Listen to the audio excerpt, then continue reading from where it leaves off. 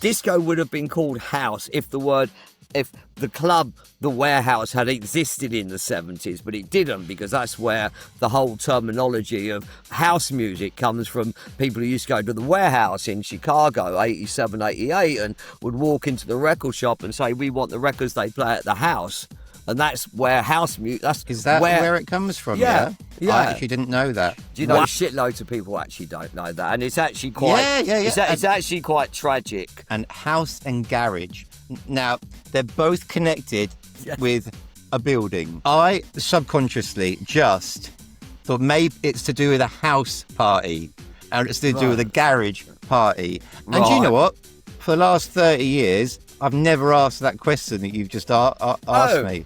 Could have been called bungalow, couldn't it? Yeah. Or shed. Or attic. At Gulliver's, I was there 6 nights a week, 6 hours a night, 6 nights a week, for 9 years. My day, so 82 to 85 was I'd wake at 11, 10, I'd go for a run, do my weights, leave home at 2 o'clock in the afternoon, drive 2 hours to Deptford to do solar radio, which had a studio in Deptford. I do drive time 4 till 7, drive into the West End. I had the keys to the club. I'd cook my dinner, produce the next day's radio show. Then it's 9 o'clock, then the club open, leave at 3:30, get home at 3:30, get up 5, get up at 11. You really did your apprenticeship, didn't you?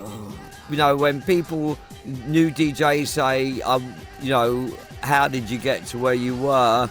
You live, breathe, sleep, live it 24/7. If you don't you have to want it more than anything. Yeah, and I worked out the format. They agreed the format.